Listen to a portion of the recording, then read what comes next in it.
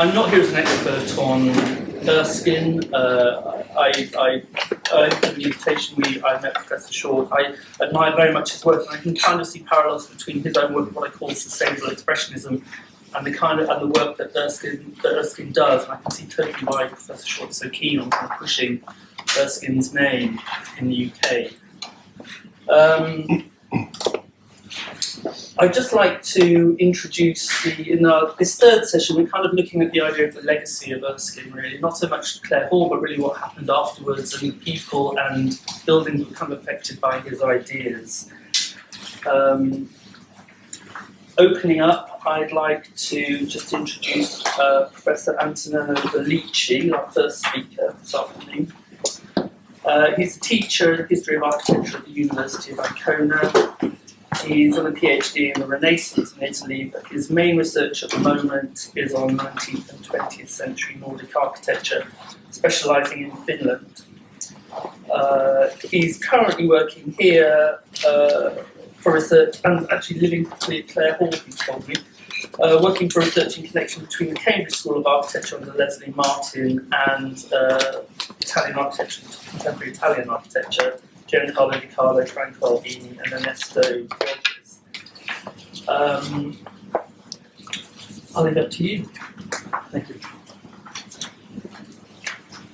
Thank you. Good evening. I'm very honored to be in this symposium, which I found extremely interesting in the morning.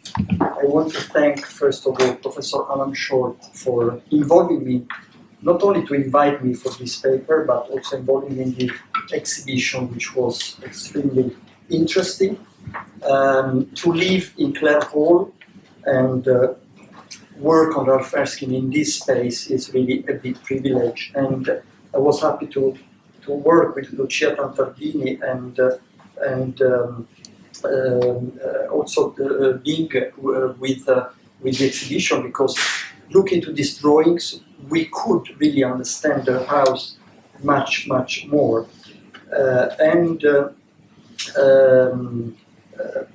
I met Ralph Erskine 2 or 3 times when I was a young student, but my connection was Class Tam, who was, for me, luckily, one of my tutors in a students' assembly when I was a student. So once we went to visit Ralph in Drottningholm, and it was really extremely beautiful visit with his wife. And then I met him in Italy a couple of times. So my paper deals with Italy, but I want to use Italian projects, which were not all successful, in the wider context of his researches and experiments on various European cities. The key words we have already understood from the morning papers. The keywords are, for sure, city, community, climate, landscape. And Erskine's personal experience of the northern climate, coming from England and going to Sweden, no doubt acutely developed in his attention and sensitivity to the site. Science sensitivities is the expression used by Peter Blundell-Jones in the recent article published in ARQ 2014.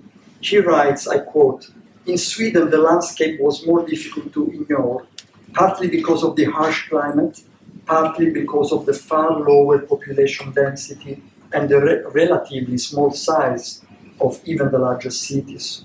Gunnar Asplund was the most size-sensitive architect I have studied, and he drew both on the informal works of the national romantic architects of the previous generation and on the English garden city movement. Clearly, still Peter Blundell-Jones, the same kind of sensibilities at work at Biker, showing the same intention of placemaking, the same kind of exploitation of specificities and irregularities, and reaction to the topography and givens to the site. Blundell-Jones speaks also, or writes about responsive architecture, climatically responsive architecture, working with insulation, reduced cold ridges, rounded corners and modified building profiles to reduce prevailing winds and to control snow drifts. Erskine always orientated his buildings and made the most of the given topography, engaging changes of level where possible. And I say also inventing changes of levels on flat land like here. And rather than denying the roof in a modernist manner, he found endless ways to celebrating its sheltering character, even dramatizing the falling water.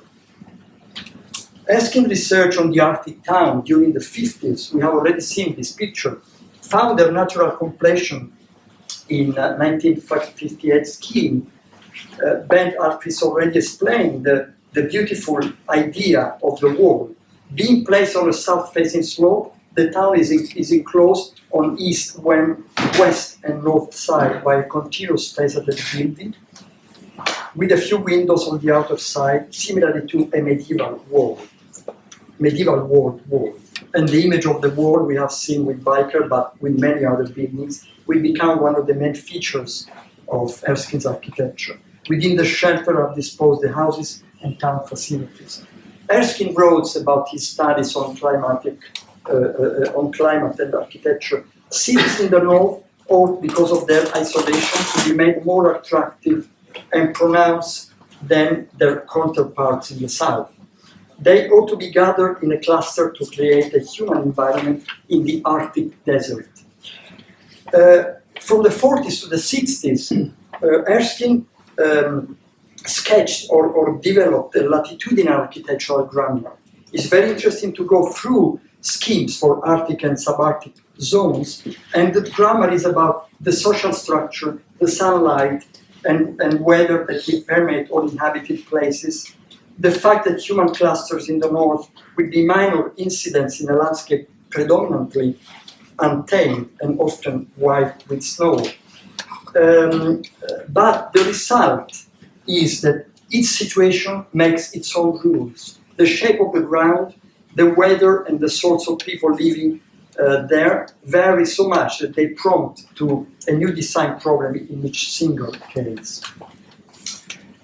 His work, following this research development, Erskine was invited to the 1959 SIAM Congress in Otterlo, the Netherlands, a meeting which signed the end of SIAM and the establishment of the unconventional avant-garde group called Team 10. We have already seen also this picture of Ralph presented the Arctic and subarctic town, while the Dutch architect Herman Hahn presented a photographic survey of the Algerian Sahara in a session which was on the debate covered on the debate on extreme contexts.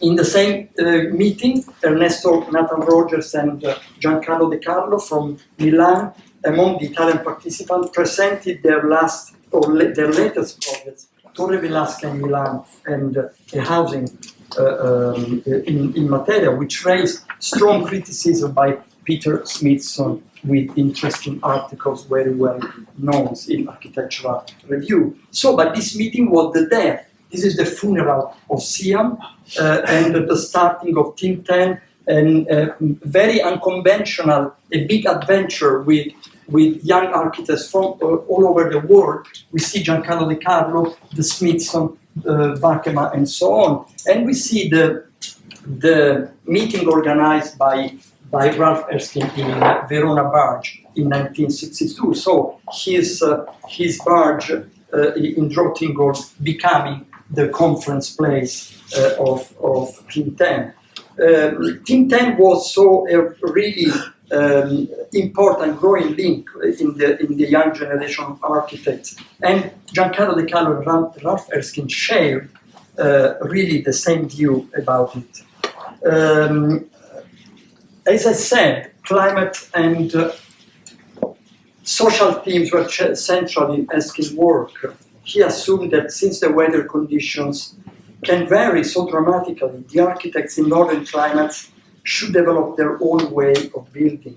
Erskine believed that there should be a latitudinal transfer of knowledge between all the Arctic and subarctic zones, while he criticized the application of southern building tradition in other countries. He was surprisingly suggesting or open to how architects working in the south could learn from the north. According to Mikael Asgård Andersen, a transfer of knowledge may be seen in his own work when experience from the north is used in projects within completely different environments. And he quotes a text on Biker wrote in 1976. I quote Asgard. In his article, he shows how his earlier experiences evolved in the new context, and the project as an example of the above-mentioned knowledge transfer and idiosyncrasy. This is in the same ARQ number. So the goal established for the Biker may be found again in southern projects, such as those for some Italian cities, as we are about to explain, to allow the inhabitants to move back in the city center, to maintain a tight community spirit, to make exterior variations, to build and construct in stages so neighbors could move at the same time, establish a new neighborhood unit, to make exterior variations, to build and to plan, for shops and workshops, to protect the area and its inhabitants from local traffic, to build according to climate while preserving the views and scenery, to be generous with green areas and vegetation, as we saw for bikers this morning, to separate different types of traffic, and finally to maintain contact with the natural surroundings.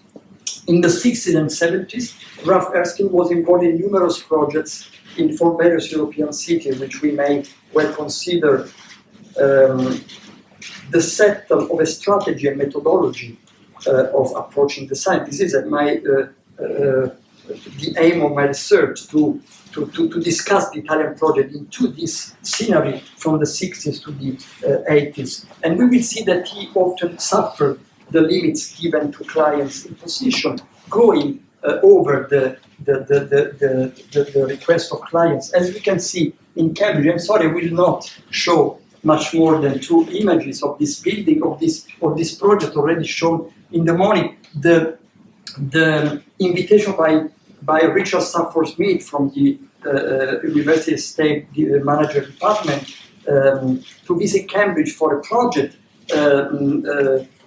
became a visit of 3 weeks, long 3 weeks, when Ralph was diving himself in the site, talking almost to all the people, local people, and producing an alternative scheme showing proposal for a new construction area linking to the old center and to a new railway station to the east of town. I think it should be really very interesting to go better into this project, which was, of course, evidently the link to the invitation to Clare Hall.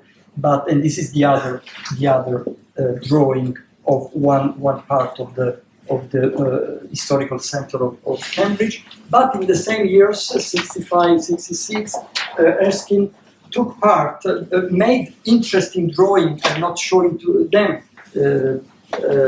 but he made interesting drawing on the city center of Stockholm, Gamla stan, and other central islands to try to experiment the possibility to meeting or to introducing new architecture into the historical center. But then in these years he had the chance to participate to the competition for House of Culture in the central Serbia store, which was a hall into the historical town, historical city center, pulled down to put the new idea of city with skyscrapers and artificial squares of double level and so on. He took part in the competition with Leonie Geisendorf and Anders Tegnbom. We have understood today from Ben Altrid that Anders Tegnbom was really a very key person for Erskine in Sweden.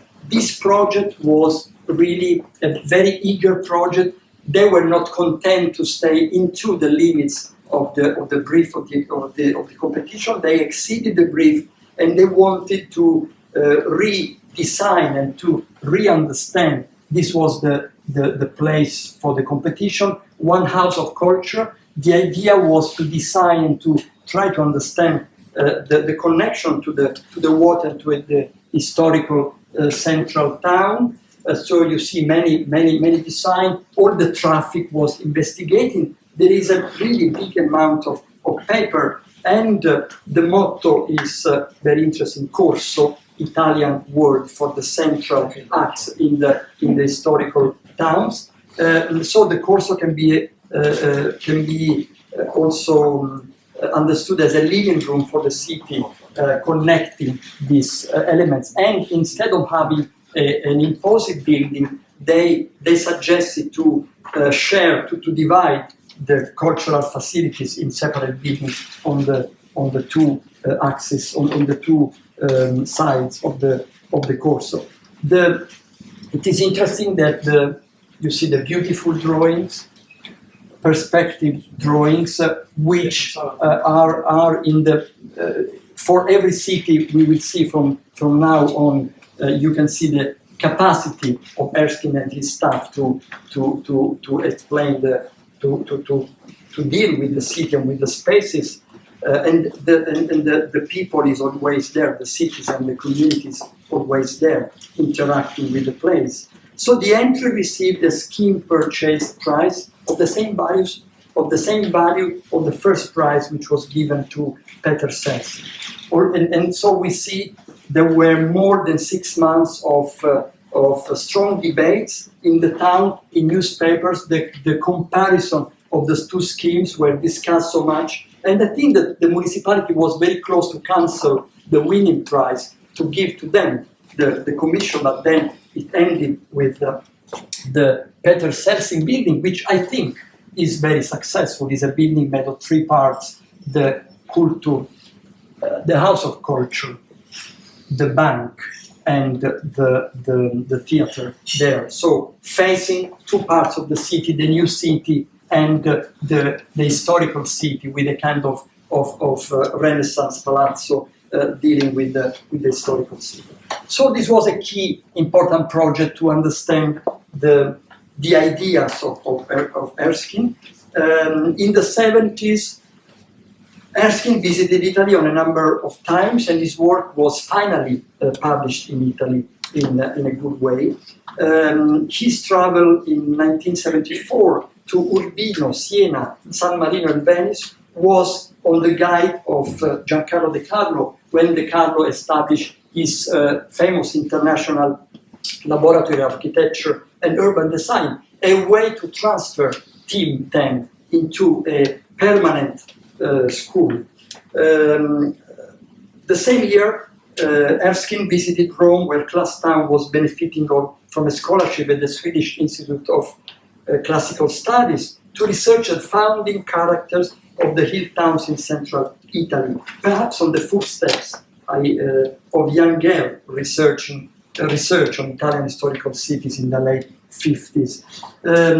Again, the same year, L'Architettura Cronache Storia, the magazine edited by Bruno Zevi, presented an important article, extensive article by Stefano Rai, a professor of architecture in Sapienza in Rome, giving an extensive portrait of Erskine to the Italian reader. Rai described the character of Erskine innovative research as follows, I quote: "The use of low-cost materials, the attention to the needs of the community, the ability to infuse imagination into industrial architecture, the breaking up of symmetrical organisms through a conscious analysis and concept for function."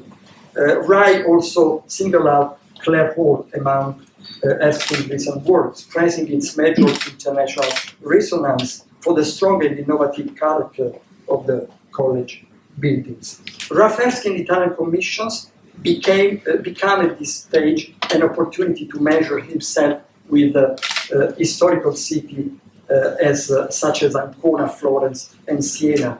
It was no doubt the interest arose by Italian journals to offer Erskine those chances, the first coming in 1984 from Ancona, an ancient port city on the Adriatic coast that suffered major damage in the Second World War, bombings between 43 and 45, and also from the earthquake of 1972, followed by a landslide 10 years later. So in 82, the town was really interrupted. We see the Acropolis with the Romanesque Cathedral, the Trian Arch, the Roman Amphitheater, the Baroque Square, and the Lazzaretto from 18th century by Luigi Vanvitelli. So really important big-scale monuments in the city. You see the Acropolis with the Romanesque Cathedral with a fantastic early Romanesque cupola. This is the city before the war. This is the city after the war. And when Erskine is invited, the situation was not at all different. The central town was really interrupted in many parts. So what was the way to invite Erskine was to organize the first Italian exhibition on his work. This is a very small catalog, but very interesting catalog, where the organizers from Ancona were asking to Erskine which was his philosophy for architecture. And this ended in 12 questions on the place to live and place that lives. And there is a list of this kind of decalogue on the city, which gives the importance of community, the need to be in contact, the participation, and then needs of economy, dialogue with landscape, and the two last interesting things, the dignity of the place. Can the place have a dignity and age with dignity? And does the place give happiness? Is it beautiful and fascinating? And the end is, if the architect is unable to answer positively to these questions, to these points, his project should be seen as a failure. So when he received the commission, he was very coherent. Two key persons are the mayor of the city and the city architect Giulio Petti, which also gave me a lot of this beautiful picture that you will see. Erskine, with the assistance of Clare Hall, who had a profound knowledge of Italian hill towns, provided a thorough survey of the character of the ancient city. Again, not limited to a place. So this was the city before the bomb. This was the city later. These are the investigations, very thorough and careful investigation of the Roman traces and the different phases of the city. This was a didactic and very important methodology of approaching the problem of this very ancient city. And there was the starting point for a solid base for addressing the critical issues for the revitalization of the center. The main strategy of the project was to reintroduce a plurality of functions, dealing also with the traffic of this central hill, to ensure a long-lasting connection among the various areas of the city, while leaving a central role to the surviving monumental areas. We see all the traces, we see the Baroque Square, we see the waterfront, the Trian Arch, and all these elements were really put into light. Erskine humble attitude, so how the project ended, I need to explain you, to show you the drawings. Look into the exhibition, you will see how typical is this kind of drawing of Erskine, starting with the plan and then adding a lot of notes and inventing names, an Adriatic center, historical and modern at the same time. The idea and the aim is to cope, to make it possible to revitalize the center, not only recovering ancient sites, but also putting new elements. And of course, the plurality of functions is a key element. Then, I think a contact with Stockholm and with the topography of Stockholm can be seen here. The hill town is having a big park, and the connection with the hill towns is very important. Look how carefully he is doing, giving a lot of possibilities, and saying here, per tentare e provocare, to make an attempt and to provoke the debate. This is the this is the lesson, in my opinion, which is very important. This is the legacy we should try to take from this, from all this fantastic work, the theater and all the spaces in the city. And here we can see the trace of Stockholm, the Katarina Hissen sign of solving the problem of different of the difficult topography, having also this modern equipment. And look how beautiful are these sketches and elements. I think Claes has designed many of them.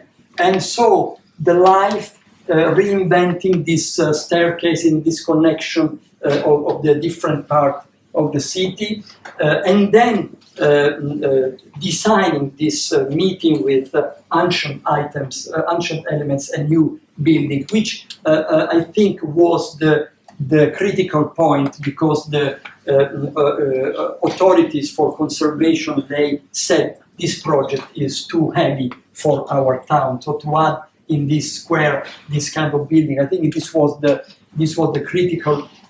critical element.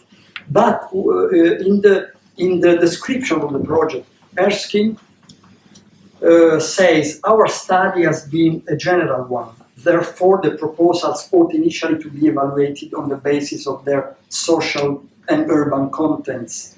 Only when these aspirations have been made clear should the detailed technical aspect be taken into consideration. So it was a kind of offer to the town hall and to the population, a way to recover the town.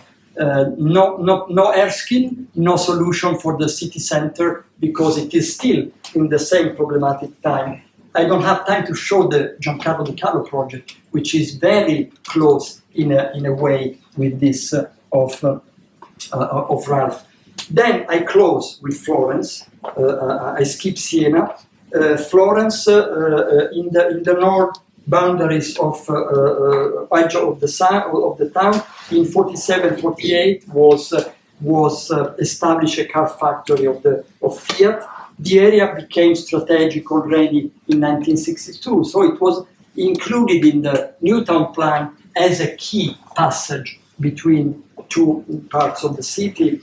And in the 80s, the city proposed to Fiat to exchange, to have part of the area for the new Palace of Justice, and gave to Fiat the possibility for a better development of a part of the city. So this was the starting point. This is the area surrounded by really humble, not interesting suburbs or negative suburbs.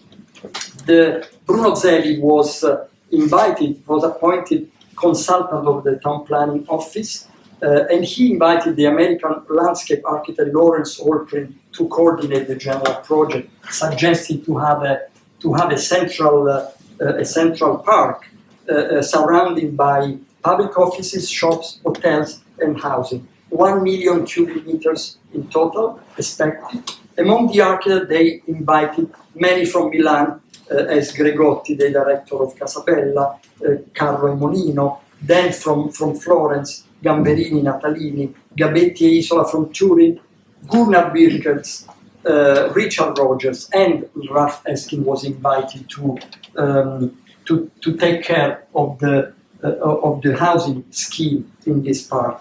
Was brilliant the idea of Bruno Zevi to organize 14 architects on a table in a workshop to design all together. And it was an amazing, brilliant, and beautiful experience for all of them. They had 3 meetings. The first one was very successful. The second one was very successful. So everybody was really wanted to go immediately to the third, but Bruno Zevi was starting to make some complaints. This scheme is becoming too much close. You are only developing a small area which is close to the city and not open to the city. And Erskine was following with this kind of critique. So when the third meeting was, or the final workshop was organized, and this was the result of the project. All the architects, from Larry Hortley to Ralph Erskine and Claes Stam and all the others, they all signed this scheme. Came the critique of Bruno Zevi, but also the big critic of Ralph Erskine. This is the scheme. I think we are going to see really better this project described by Klastan. This is a scheme of the housing area, and you can recognize some interesting patterns of the city. But I finish with a quotation of Ralph Erskine after this third meeting. He explains the limits of the project. He says, to solve the problems of the city is not enough to concentrate in the Novoli area. There is the need for a wider strategy for the whole city in the respect of the spirit of Florence. There is the need to allow the human and stimulating features of the city to develop freely, just as it happens in all the old communities produced by complex cultures as Florence is, where multifunctional and multi-purpose centers can stimulate and promote the exchange of different ideas and experiences. That would create, still Erskine talking or writing, that would create in Novoli a local center, providing the inhabitants of this area, let's say for workers, far more interesting opportunities than those offered by a park, even if very beautiful, surrounded by a few luxury residential buildings, a palace of justice, school and office supplies, salon and car luxury repair shops. The concept of closed shopping center belongs totally to the American culture, while it is totally alien to the spirit of the streets and squares of the city, and more general to the Italian spirit and any other country in Central and Southern Europe. At the end of the workshop, I became convinced that even if in Italy and abroad many architects and not would declare to agree with these objectives, my colleagues in the Novoli project, with the exception of my Scandinavian team, do not agree with this sentiment. It seems therefore likely that someone were to withdraw from the project, and it was obviously easier for me to retire. And this is the end of the project for Erskine. I just close here with final question. There is also an interesting project for Siena, a second project for Ancona. None of these projects were successful. It is not the story of Erskine. Also, Alvarado had some unsuccessful projects like this, but I think we should reconsider this project as an important legacy. The methodology, the lesson of Ralph Erskine, the capacity to discuss with citizens, the capacity to understand the spirit of the city is a kind of travel to Italy, not when he was a student, but when he is an experienced architect, to capture in a very valuable way the spirit and the secrets of the life in these cities. I think it is rather interesting to be put into all this chain of projects from the Arctic town to his final projects. Thank you.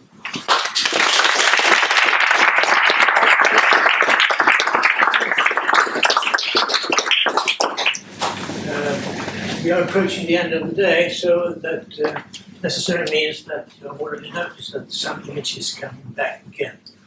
That will happen even now. We've tried to make a resume of what Ralph did after Clare Hall, and that is quite a lot because he was active for very many years, up till almost age of 90. So this is going to be a mixed. You start, Claus. I would like to add a little to your presentation for the previous project. Ralph was invited by Lord Sevi a number of times, and each time Ralph said, "I'm sorry, I just haven't the time." And Lord Sevi came back. And this was in the middle of the 80s. And in the end, since he didn't give up, Ralph and said, "Well, perhaps if I can make Claus help me to work on this." And he asked me, I said, "No, I'm already full with job." But then our office that we had together with all of us who had left Ralph, because he wanted to have only be himself and companion, they all shouted, "Claes, come on, of course you should say yes, this is good for you and good for us." So I did, and I was loaded off of other things that I was doing. And Ralph and I agreed that we would enter this thing on an equal basis. First time in my period with Ralph, and I was happy and proud about that. And Ralph just didn't have the time, still didn't have the time. So I was doing the sketches, but for the very meetings. Between the meetings and the drawing you saw, the last drawing you saw, that was purely my drawing. And Ralph said, fine, but he could. I did a perspective, coming from the outside, entering, and then it was okay, but Claes, shouldn't you have something? And then he did a little extra thing on the roof of one of the buildings, which made me look strange and fascinating. And that was a typical thing that he could add to really lift what we who worked with him had done.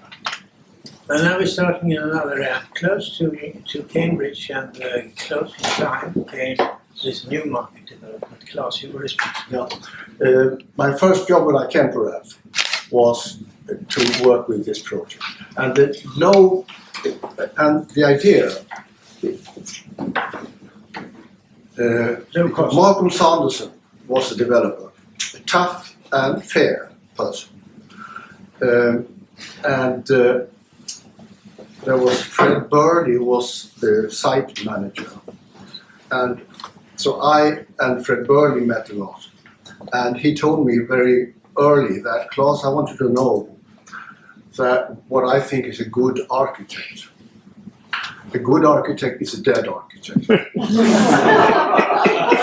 So that was the beginning of our work. And then Martin Sanderson told Ralph that, Mr. Erskine, I know you're a very good architect. I won't interfere with your work. But I have only one demand. When these houses are for sale, they should be the cheapest on the English market. And we managed to do that. So not only Ralph, but also I was proud. This was a kind of bread and butter work for Ralph. He had other things that were much more prestigious and important. So it was absolutely fair. And he would look over my shoulder.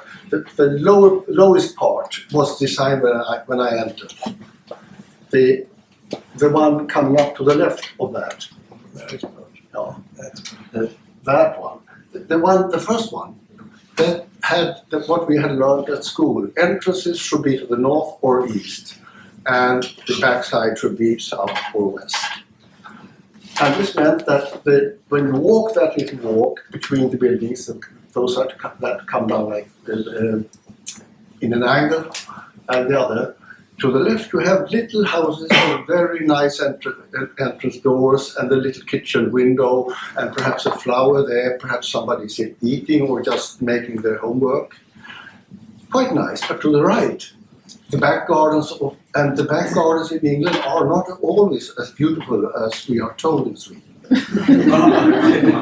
So I decided to try to, in this second phase, where Ralph left me to do what you find best. And of course he checked what I was letting leave the office. And you can see the three blocks close to the village green. There I managed to make entrances all the way around the block. And that, I'm very proud, I'm measuring this, although we are talking about Ralph and not me, I know that.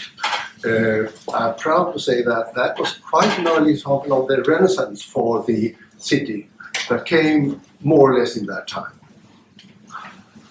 And with that, I don't think we really have time to go on with that. Although it's of course my beloved project, one of the, not many, three. Village Green, anyhow, which is an important Village Green, yes. And the trees were existing, so they gave the shape of the green. Well then, going back to Viking again, to remind you of what it looked like when we came there. I think this is the best image actually. It was early November and it was drizzling rain. And the undertaker shop we took over. Here we exposed the entire scheme. Then, as houses around were pulled down, that balloon, which was the symbol of Ralph's work, always appeared on all his respective drawings, was painted on the gable. So nobody missed where we were, because we were right in the middle of the area. And with normally open front, where we were sitting, and then in the afternoon, all the children of the area, as well as the dogs, pressed their noses against the windows, looking at where we were. And we started then a program that we let them in every afternoon. We were drawing with these nice colourful pens, in bright colours. So we let the kids in an afternoon, 4 o'clock, and they came. There was 10, next day 20, next day 30. And then we had to organize a list and so on. So we had them in all day. So instead of exposing our drawings on the wall, we had all the children paintings there. And they also helped us with cleaning our office staff. And eventually we helped Ralph making his drawings as well. Now, Tony, you can take over here. Yes. Well, obviously this is continuing the Biker story because it's looking at the lineage of Erskine. And this is, as people who may know it, this is not Biker, this is just taken by the telephone over. Obviously this form of new topography to the city, which can be seen from the bridges. The building, which is triangulated, is a 14-storey sheltered housing project with some of the best views. Terrace. And this was it's called Todd Collins' house. It was named after a very difficult politician called Tom Collins, who was a Labour politician who never forgave Ralph and the team for being commissioned by a Conservative council. So Ralph donated the building to a great landmark. Didn't quite them up, but it sort of helped a little bit. One of the things I just meant to mention, because this morning, because Bengt talked about the scale rules, etc., being flown in by hydroplane, etc. Biker wasn't done on sort of a modular basis as a lot of local authority housing was, but it was very carefully worked out, because it was very related to the economics of housing at this time, yardstick housing it was called. But the metric thing had actually moved to Britain by the time we were doing Biker from when we were doing Clare Hall. And all of the scheme was in timber frame. So it had a resonance with techniques in Scandinavia. The actual timber frame was then sort of, geometric sort of dimensions. And then we created the external elevations in brickwork and in walls, but the brickwork was based on a metric brick. And the brick was 290 by 90 by 90, which gave you a 300, 100 modules. Well, we didn't really work to modules, it gave us an increment to work to. So it was very easy to work out how windows went in walls. We weren't doing big glazed walls, we were putting windows in walls, as I mentioned, in an ergonomic sense. But it gave you this regularity. It also gave you this slightly scaled up brick that also brought down the scale of the buildings because of the increment was bigger. And it was very nice. And it's never been used again, to my knowledge. So it just goes to show how enlightened we were. and this again is just a view down the Carla Road slopes. But this was also ahead of its time in terms of energy. Besides the biodiversity that we spoke about this morning, the whole of the project was based on a district heating system. And obviously the passive energy credentials of the scheme being generally south-facing to living rooms, etc., and dining rooms, but it was very good. And it was well insulated, in timber frame and also in brickwork. So it was ahead of itself. But the fence tops were the district heating pipes. So we used elements of the mechanics of the project to actually lift out of the ground, it's more expensive to put in the ground, lift them into sections that formed screens with fences. So you got, and obviously it could be repaired easier too if something went wrong than having to dig up everything. But this was just one element. And the plan that we talked about. And of course, this idea of, dare I say, decorating the buildings was very important. This wasn't the concretized approach to housing to people. This was all about giving a human texture to everything. And the ventilators, the windows, the way they sat in, and then creating a weave. And this was the architect being artist. No, it wasn't just the architect being a constructor or a settler out of things. And just this appendages that we talked about. This is a photograph of a number of the team, photograph in the middle, taken in 2074, I think. Do you want to say something about Baker and Erskine's work has this mixture of complexity and simplicity. Simple building block, the complexity added to it, not sculpted out of it where it's expensive. And Ralph used to sort of say, I don't know the painting class will agree with me or something, he used to say that this was an interweave in the office. The office was made up, he said, of Celts and Swedes. And he used to say, go around your drawing book and say, you need to complicate it up a bit, or you need to simplify it down a bit. And he said, the Swedes brought the simplicity to the office, and the Celts brought the complexity. So hence the team was a crossweave of. Okay, to keep up the tempo, next to another project in Sweden. This is the Sandvik industrial town in mid-Sweden, and this was a housing area, but it was pulled down. But there was sort of working housing for workers. So the street pattern was already existing there. What's interesting with this plan is that Ralph put a very much energy on these courtyards, and he for some reason worked out that a social unit functions when it's about 30 people, 30 families. So the blocks were made to house, and they were all slightly different. There were different house types, etc. But there were about 30 to 35 families living there, and they shared that little building. And that was there were the washing machines and the dryers, etc. And also a small meeting room where you could have coffee and discuss common things. So the whole plan is made up of two things. One is the existing street pattern, including some of the trees, and also these very carefully worked out social units. And one of the main streets looks like this, with very nice preserved trees, and here you see the two-story buildings again. Another one, should you take this one, Claus, or will I take it? This is Ekerö. It's his home community and close to. I could just start one, then you, because I never worked with this one. But there was an invitation for a new shopping center in this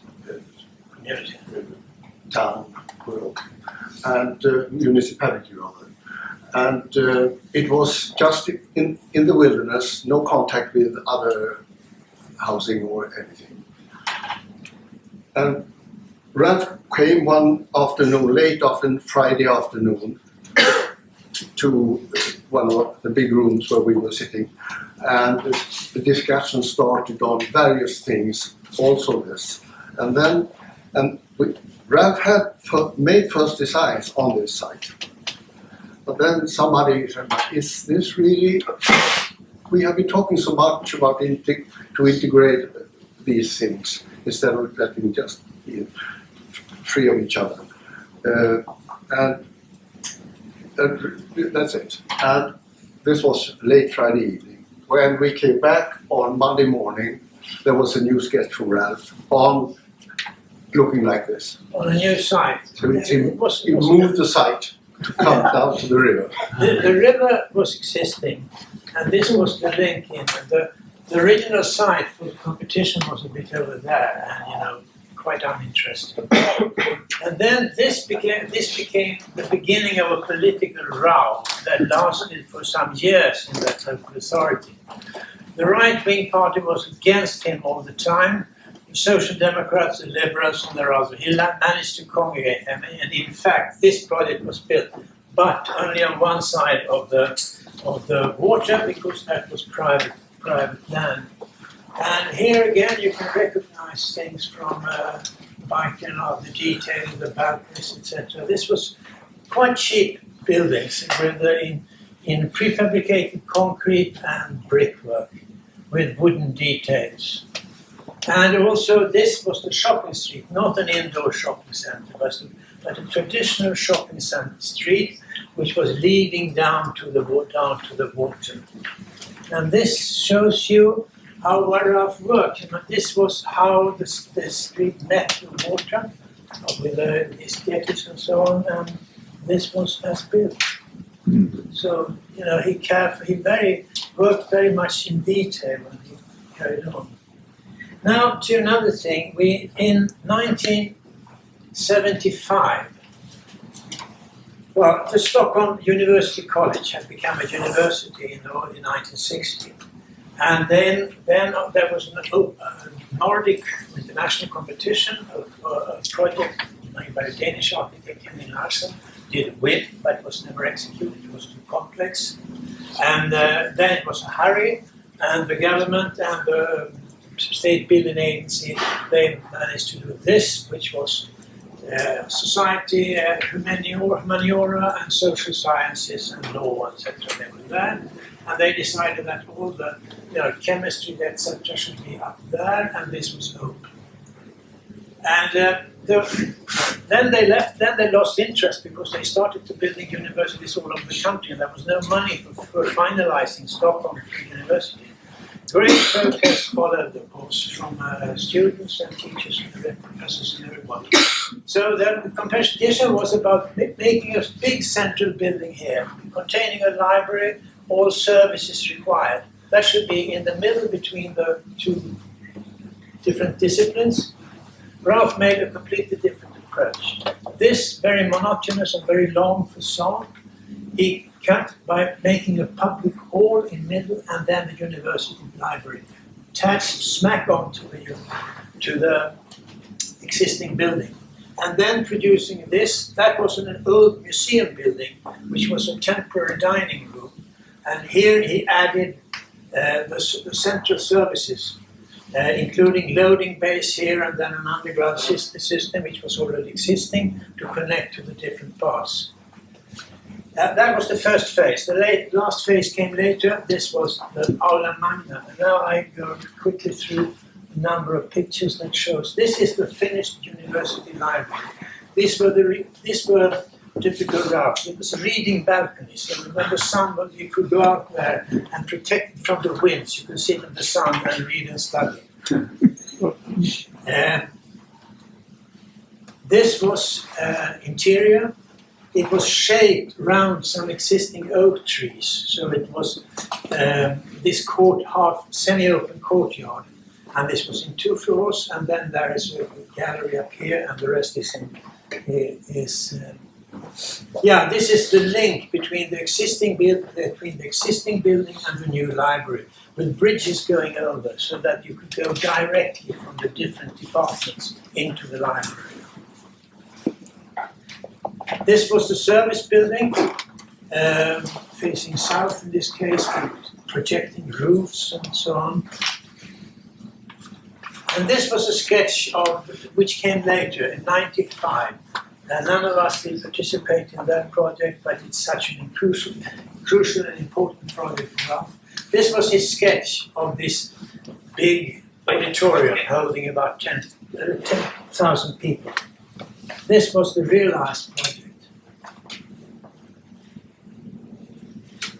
Interior, which is a foyer to the auditorium, but also used as study place for in daytime, normal daytime for students.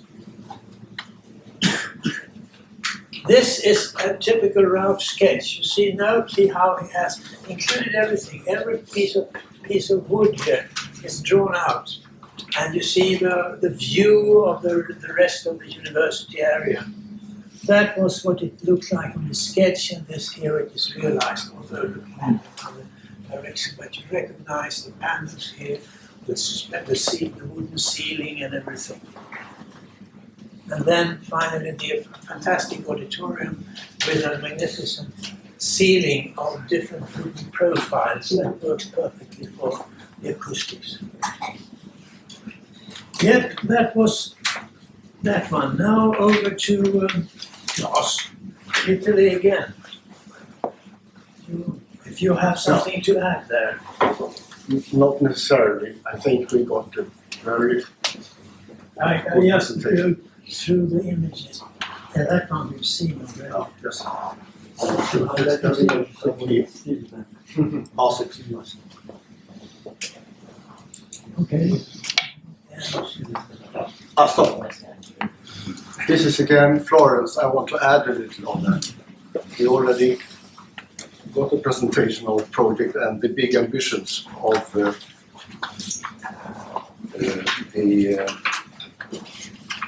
Sevi when he invited to this workshop, where the idea was that the modern architects should show that they could collaborate to make a good general environment quality.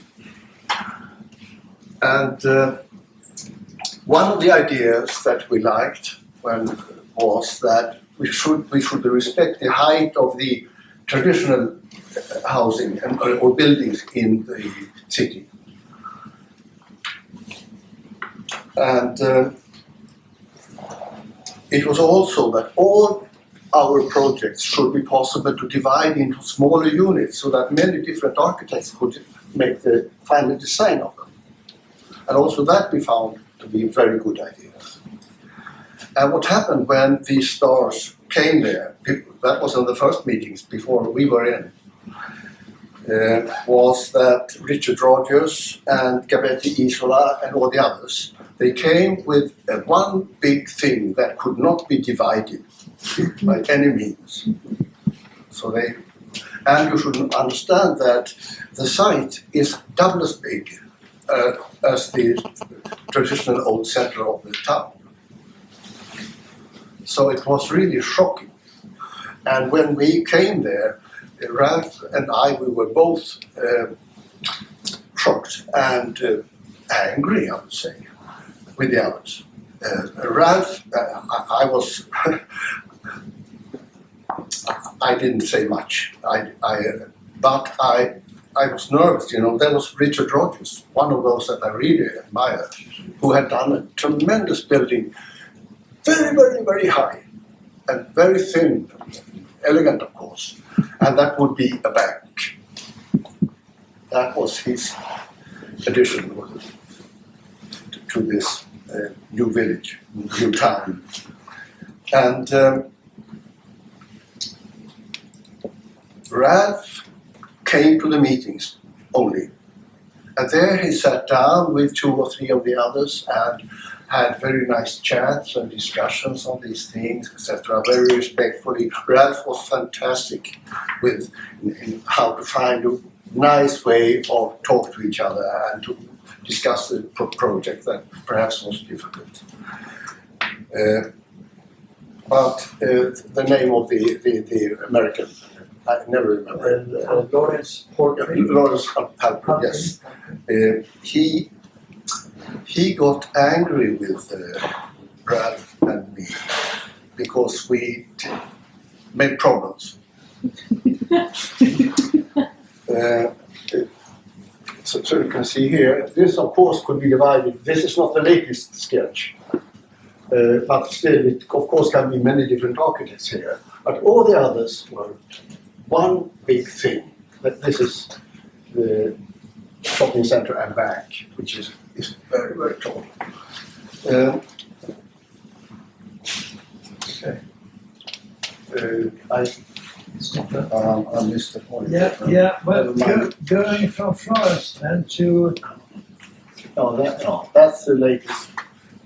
And these, Ralph did not interfere for a second, but he would add, I made a perspective looking down this way, and then he added little things, funny things on the roof, So in a completely Very different. good. He was always right. In the early 80s, Ralph got commissioned to do a new town in the Arctic part of Canada, Resolute Bay. Not much got realized, this got realized. Anyhow, he had the same idea as in Svappavaara, the project from the 50s, but in a larger scale. But for different reasons, he stopped there. But you can see the better. Now to London.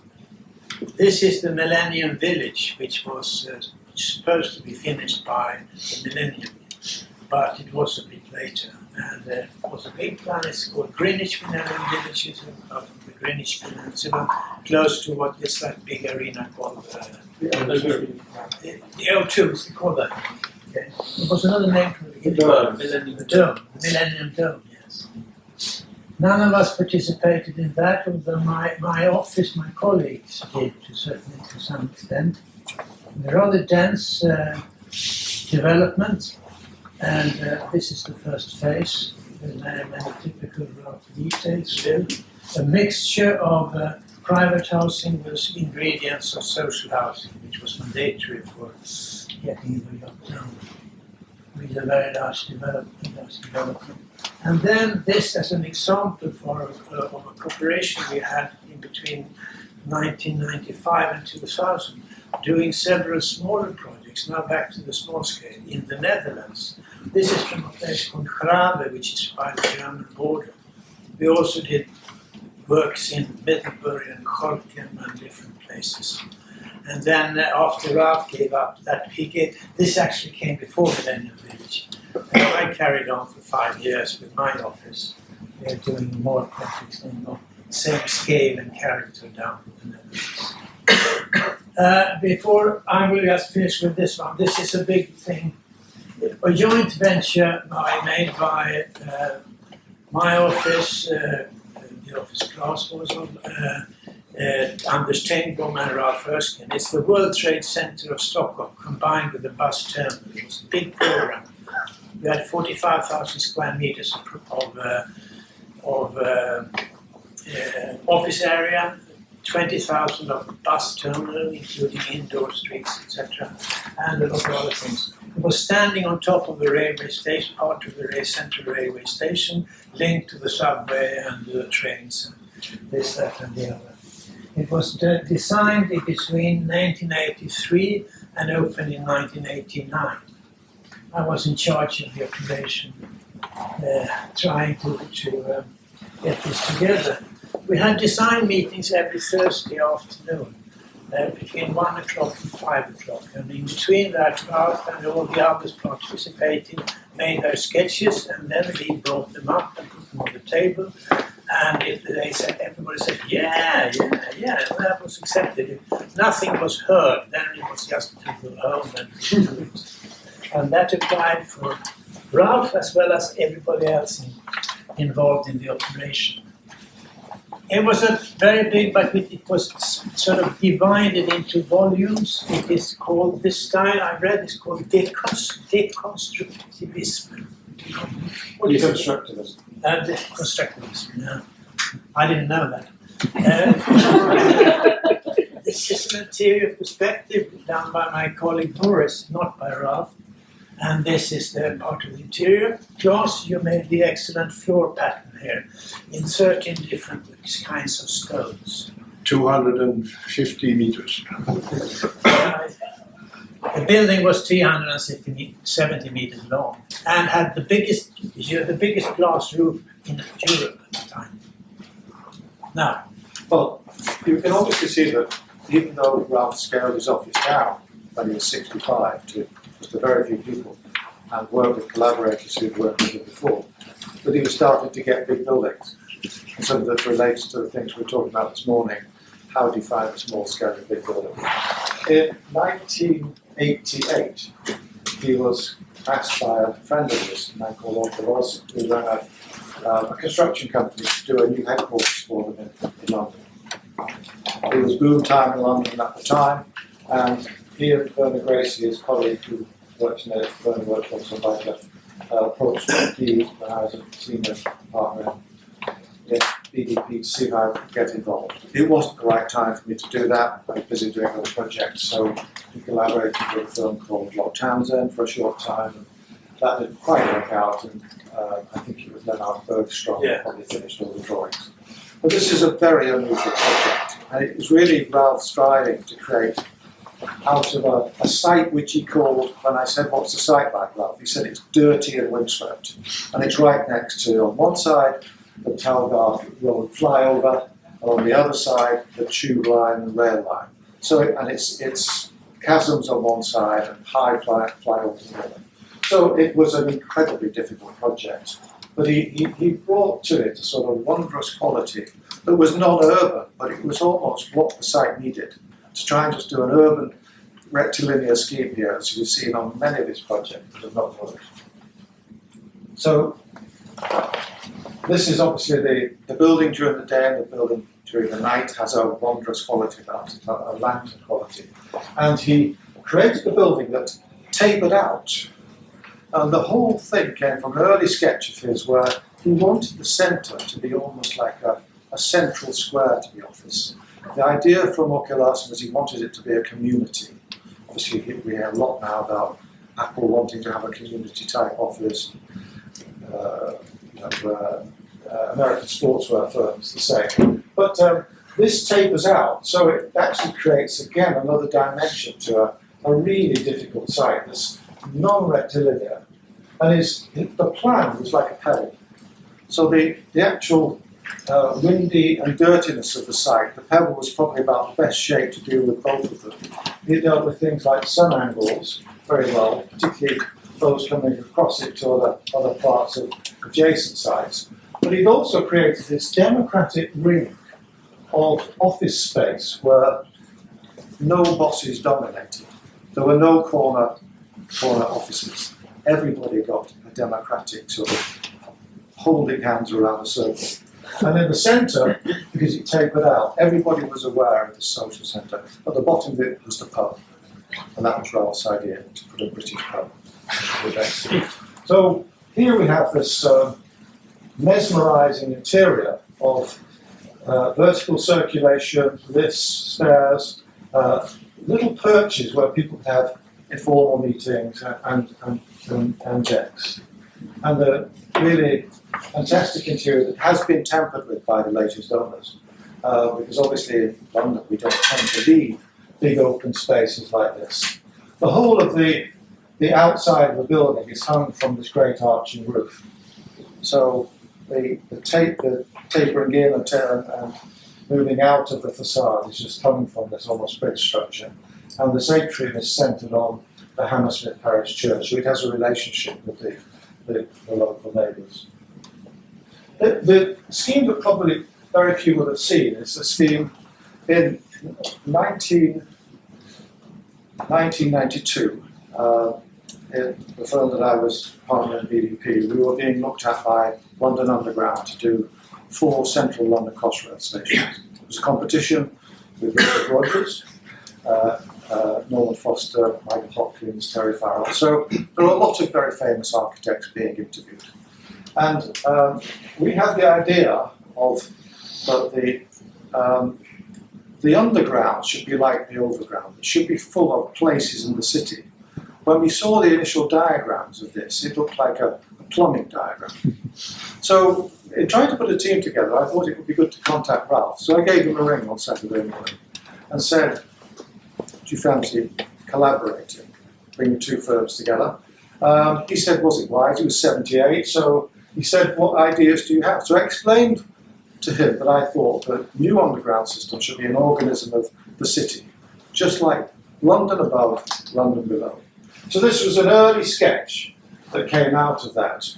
It's interesting, Ralph, on the first telephone call, said, I'm not sure, Tony. And then 2 minutes later, he rang me up and he said, how often will these trains run? I knew he was hooked.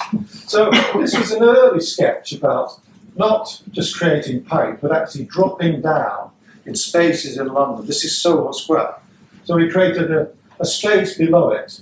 These are 30 metres deep, just like the spaces of large buildings like the Arc. And people move down the space families with children, luggage, people with luggage, etc., people with mobility problems. And then they moved into concourses alongside the train, and then they moved into the train tunnel. So these were inhabited places. Ralph then took this, as he sometimes did, and turned it into this mesmerising drawing of a new place in the city with aviaries, with a dome space in Soho Square, gardens set at different levels. We'd agreed that it would probably be better to take people down in escalators and lifts. And this is where he started to say, well, the museums of London and any demolished object could actually be placed into the fabric, and it would become a special place that people would want to take photographs of and would relate to it. And it would make their travel and commute better. And this is the Bond Street station, which again was a dome below the London Square, adjacent to it, and again people coming through it from a dome space. So here you had domes within the ground as well as domes above the ground, which is typical of London. And just the concourses and the connections of how people could sit in a clement area. We were using tunnel techniques that didn't give us tubes, but gave us domes. And we built models of this. Oops, how did I do that? What's the Sorry? So we built models of this. This was the view from the train. And this was going to be done in pattern brickwork. We believed as we spoke that London is a brick city. And we visited many of the underground spaces in London. The Royal Society of Arts comes to mind. And we went to different parts of cities in Europe, Stockholm, Delft, Frankfurt, and we ate in some wonderful underground restaurants which were made of brick, so we made it enjoyable. And all this was in patterned brick, precast. And the rooms were carriage length. So you had the scale. Something different. A very late project from Ralph, an artist collective. It's a school for textiles, take a school for textile art here in Sundberg of Sweden, which Ralph was one of the last things he did. Very low budget. This is just part of it. And there is it sketching, and then we can just glimpse through these, which you may have seen already, some of them, not this one. And now the empty desk in the existing version of Lådan, standing there in the forest, and Ralph himself. Thank you very much.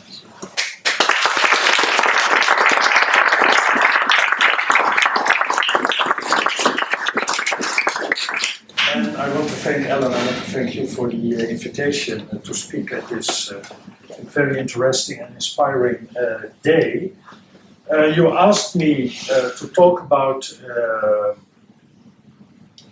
how, let's say, Erskine's work is still of relevance for housing design today.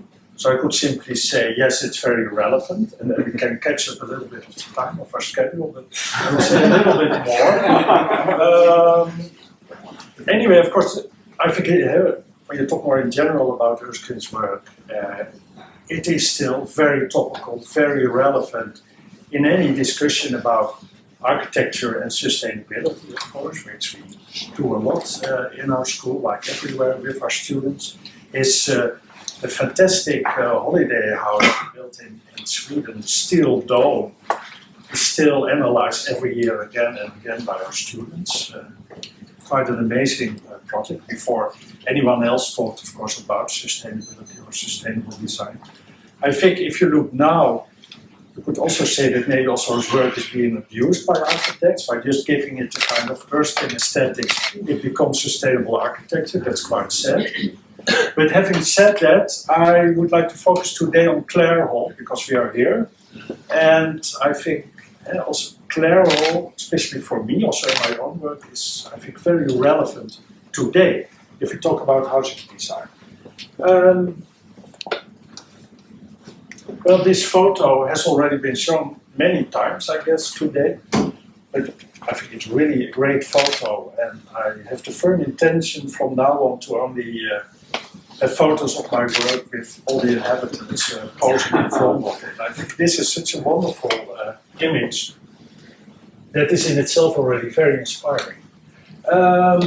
Yeah, maybe a little bit strange, but for years I used Parsons Buildings of England as my favorite bedtime lecture, so I would read just a few pages and fall asleep. But I always, when I'm here or look at the building in England, I'm always curious what Pastor said about it, because I think he makes sometimes really very intelligent remarks, and I only have the edition of Cambridgeshire of 1970, and then it was not finished. But I wanted to share with you what Pastor says. At the time of writing, nothing is finished yet of this curious hill villagey compound. The hill village has been mentioned many times already. Of 20 houses and flats, 10 studies, several common rooms, all for graduates, and the President's Lodge. This, when it is completed, will repay close study, also in the visual details. He was absolutely right, because we spent the whole day talking about this project. And I think, indeed, we should keep talking about this wonderful Clare Hall design. Well, you know, the pictures, we have seen them. It is indeed a small village, and when you think about it, being built around the 70s, for me, it's very, very much connected, of course, to discussions at that time.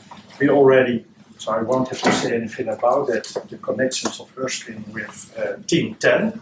Team 10, which had a formidable presence in Delft, also still when I was a student. I just missed Jacob Bakener, because he died just before I studied. But of course, we had Alle van Eyck.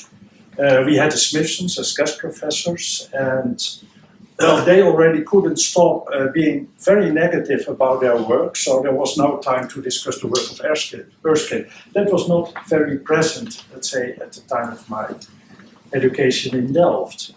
The Smithsons, however, were very present, and I think, for me, Clare Hall is maybe one of the best or most successful examples of a mud building. It's not mentioned, of course, by Mr. Smithson as such, in a famous article of 1974. But maybe it's too small, but I also want to read here the first line of the text, and it's typical Alison Smithson. It goes on and on and on. That building can be said to epitomize the anonymous collective, where the functions come to enrich the fabric and the individual gains new freedoms of action through a new and shuffled order based on interconnection, close-knit patterns of association, and possibilities for growth, evolution, and change. Well, I quite like that, and I think it's really also, having heard the stories about Clare Hall today, quite a good description of the project. So maybe it's the perfect mud building. A connection that also is for me very clear is to this study. It's also still very inspiring. It's earlier, it's from 1963, so before the design of Clare Hall. The famous study of Chermayev and Christopher Alexander, Community and Privacy. I think also these two words is really what this project is about. How you can create a community and how privacy is part of that community, of the design of this project. And already some things were said about that by those who lived here. And then I think also Clare Hall is I think, should have been the outcome of these studies. Because, as I said, it's a very inspiring study, but the outcome, which is of course very diagrammatic, also in a way ends in this, what I think is a kind of an urban horror diagram. But because their study in the end focuses very much on the house itself, and how in the house itself, the idea of community in the family and privacy between the different family members is arranged in, I think, a quite wonderful design of a very long patio house. But they leave out the meaning of the space in between. And that's, of course, what Clare Hall does, I think, in such a wonderful way. And this is the plan. It has already been shown before of Clare Hall. And this was just a little collage we made this week. If you really start thinking of extending Clare Hall really into a village. Sorry? Yes, let's do it. Yeah. And I think this is also where the value of the project is for today. Because this idea of the close-knit, very dense but low-rise neighborhood is answering many issues, at least issues in housing design and urban planning that we face in the Netherlands today. And was of course also wonderful because there are many examples already from the 50s, 60s and 70s, also in Erskine's work, of these large patio house patterns that Clare Hall, on a very tiny scale, manages to connect a great mix of housing types and also is adding, which is of course obvious because it's a college, but if you forget that it's a college, but just a part of a city, I think it's wonderful how it connects the larger houses, the patio houses, you have the family houses, you have the small apartments, and you have the communal spaces here. A wonderful model.